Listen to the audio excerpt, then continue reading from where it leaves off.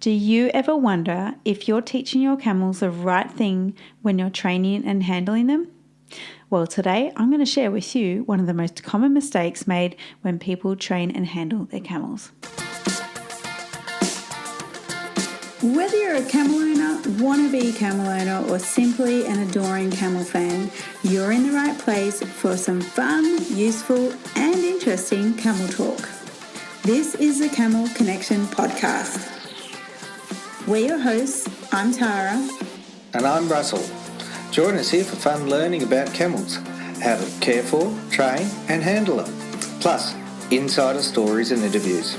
And also some interesting stories of our lifestyle with camels, the good, the bad, the ugly and the very funny. Make sure you've subscribed now so you don't miss out on an episode.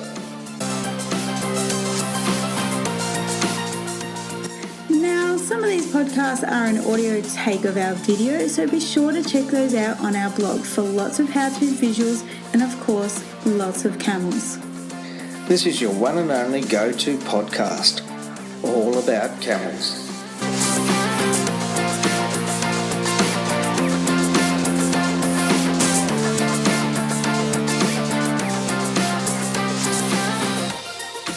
Hi camel loving friends. The most common mistake made when handling and training camels is follow through, and not that kind.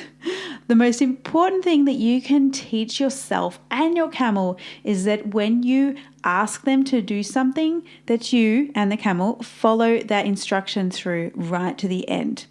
Here's a scenario that we see all too often. A camel has been asked to sit or stand or walk or any other command in general.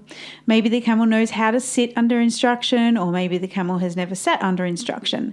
The main point being here to remember is that this camel has not been asked the impossible. Camels are very good at sitting down and they'll do it all day long, not a problem.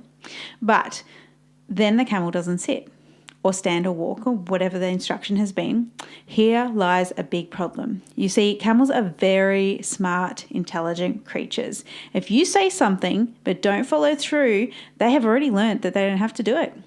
So now let me express the importance of having a trained camel. A trained camel is a safe camel, regardless if they are simply a pet or not. A camel that you've built trust and mutual respect with is also a safe camel. A camel that has not been trained at all can be a dangerous camel. Now, back to the follow through. So if you ask your camel to do something, they must do it. There are two main points to consider here. Number one, choose your timing. If you have to rush off somewhere, but you quickly need to sit your camel down so you can groom him, don't ask in the first place.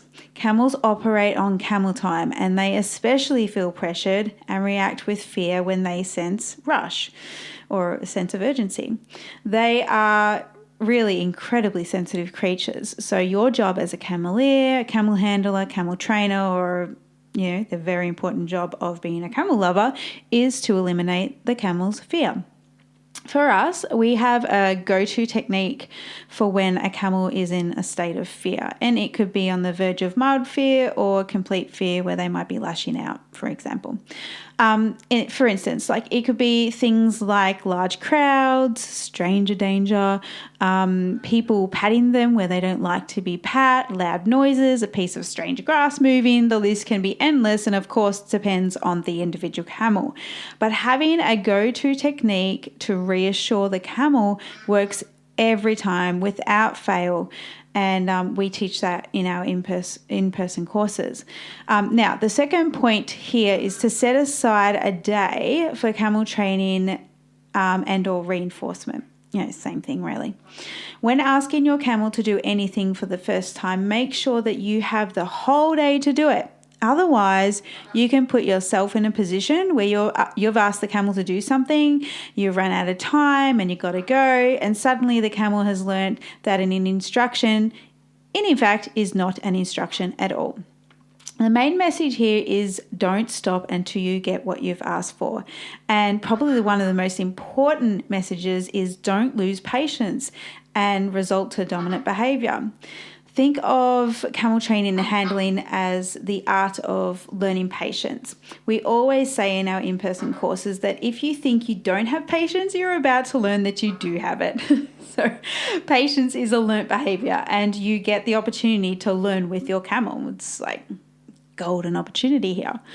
Along with patience, also don't be tempted to use treats to encourage the camel to follow through with an instruction, unless, of course, I will have to say the situation is an emergency for whatever reason. In episode number 5 on this podcast, you can scroll back to that and listen to treat training camels, why it works and why we don't do it. We talk about the psychology of the camel when using treats in training, which is most fascinating because camels are fascinating. If this is the only thing that you remember about listening to this episode, remember this. Etch it into your memory bank of camel knowledge.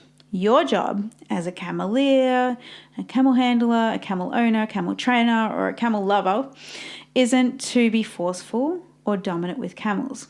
Your job is to be the respected and loved leader, guiding the way gently with compassion and a whole pile of patience with a see-it-through approach. Camel training and handling is not about quick fixes and quick results.